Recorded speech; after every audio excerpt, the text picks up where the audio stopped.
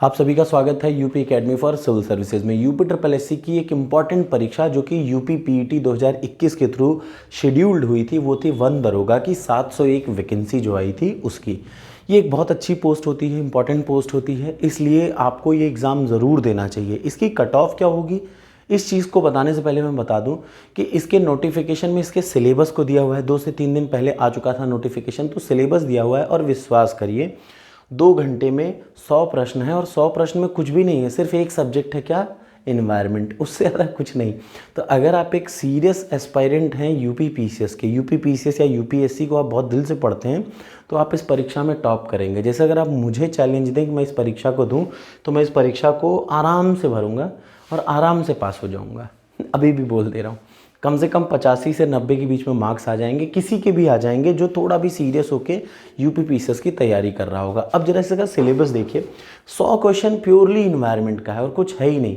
One, forest और environment, forest environment, इसके अलावा कुछ है ही। राष्ट्रीय वन्य कार्य योजना, वन्य जीव कार्य योजना, आरक्षित वन पारिस्थितिकी, हाथी टाइगर रिजर्व, इकोसिस्टम, ये सब जुबान पे रटे हुए होने चाहिए अगर आप यूपी पीसीएस के एस्पायरेंट हैं, क्योंकि 10 से 15 क्वेश्चन आते हैं सिर्फ इन्वायरमेंट के, किसमें, यूपी पीसीएस में। तो इसी को सोचते हुए मैंने ये दिमाग में बना रखा है कि ये जैसे ही मॉडर्न हिस्ट्री अगले 10 दिन में अगले 10 दिन में पूरी मॉडर्न हिस्ट्री खत्म हो जाएगी। पहले मैं आपको बता दूं, मॉडर्न हिस्ट्री को ख़त्म होने के तुरंत बाद मैं स्टार्ट करूंगा पॉलिटी, और पॉलिटी के साथ में ही मैं शुरू कर दूंगा इन्वायरमेंट।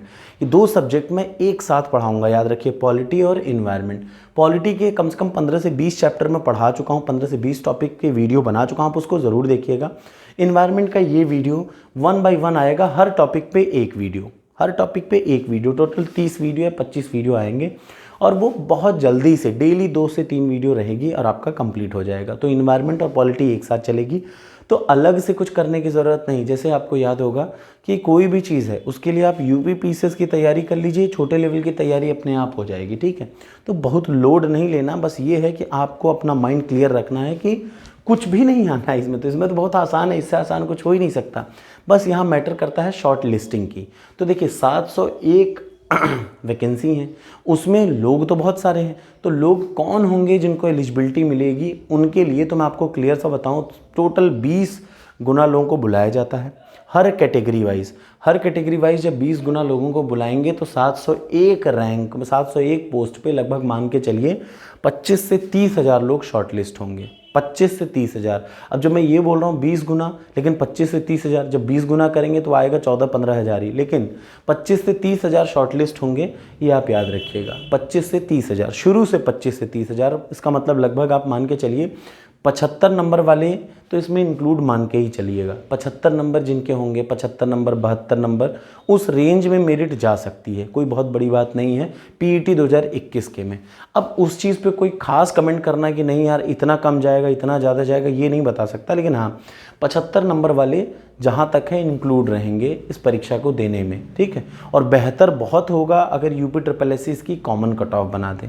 इसकी भी चर्चा बहुत ज़ोरों शोरों पे है कि हर एग्ज़ाम के लिए कॉमन कट ऑफ होनी चाहिए, कि आप ऊपर से लेकर नीचे तक एकदम भसड़ मचा रखें, आपको पता ही नहीं है कि भाई वही आदमी लेखपाल दे रहा है, वही आदमी ये दे, वही आदमी वो दे, वही पास करता चला है। तो एक आदमी 4 नौकरी पा रहा है तो इसका मतलब जो नीडी पर्सन है उसके पास कोई नौकरी ही ना मिल पाए।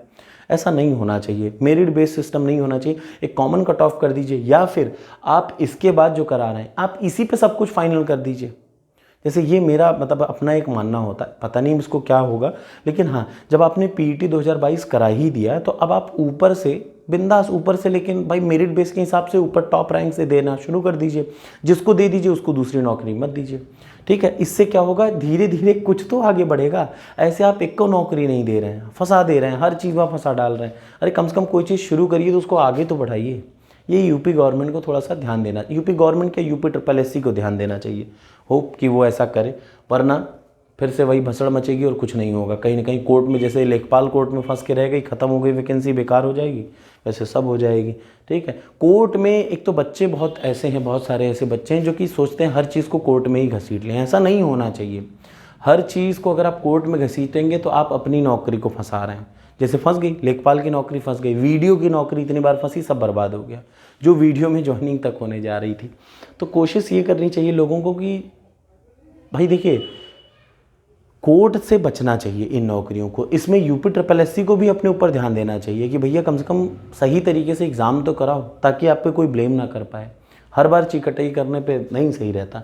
100 प्रश्न रहेंगे, 120 मिनट रहेगा इस एग्ज़ाम में, और विश्वास करिए बड़े आराम से आपका हो जाएगा। ठीक है, शॉर्ट लिस्टिंग पे मैं कोई खास कमेंट नहीं कर रहा हूँ, बस इतना बता रहा हूँ कि 75 नंबर वाले जो भी होंगे उनका शॉर्ट लिस्ट होगा। हो सकता है 72 वाले भी हो जाएं। अब इस चीज़ पे मैं कह दूं कि 72 वाले हो जाएंगे, नहीं हुए तो गलत बात है ना। कुल मिला के 20 गुना जरूर याद रखिए। आइडियल चीज़ है वो है 20 गुना। 701 गुना 20 गुना करेंगे तो लगभग 14,500 कुछ बनेगा, लेकिन आते कितने हैं, लगभग 30 गुने। तो 25 से 30,000 लोग शॉर्टलिस्ट होंगे इस एग्ज़ाम के लिए, ये आप याद रखिएगा। आपको क्या करना है, इन सब चीज़ों पे ना ध्यान देते हुए पढ़ाई अपनी जारी रखनी है। अगर मान लिया हो जाए, भाई देखिए इन्वायरमेंट पढ़ने से आपका कोई नुकसान नहीं, मैं आपको क्या बता रहा हूँ, आप यूपी पीसीएस के लिए अच्छे से इन्वायरमेंट पढ़िए, इसकी तैयारी हो गई तो आप अपना ध्यान यूपी पीसीएस से मत हटाइए कि नहीं स्पेसिफिकली इस एग्जाम को टॉप कर जाए। नहीं, यूपी पीसीएस के लिए इन्वायरमेंट पढ़िए और आपकी इस इन्वायरमेंट की तैयारी, इस 100 प्रश्न की तैयारी पूरी हो जाए। अगर मैं 20 दिन पढ़ाऊंगा और 20 वीडियो मैंने बना दिए तो सारे प्रश्न वहाँ यही, और बहुत ज़्यादा एक्स्ट्रा नहीं आएंगे, करंट अफेयर्स पे आएंगे और थोड़े बहुत आगे पीछे रहते ही हैं। बट आप मान के चलिए कि इन्वायरमेंट से ज़्यादा क्या आएगा, कुछ नहीं आएगा। जब टॉपिक मेंशन कर रखें तो आपको अपनी तैयारी जारी रखनी चाहिए। ये नहीं सोचना चाहिए कि कितना कट ऑफ जाएगा, क्योंकि हो सकता है आपका, हो सकता है ना हो, लेकिन पीसीएस के लिए तो आप एलिजिबल है ना, है कि नहीं। Thank you so much.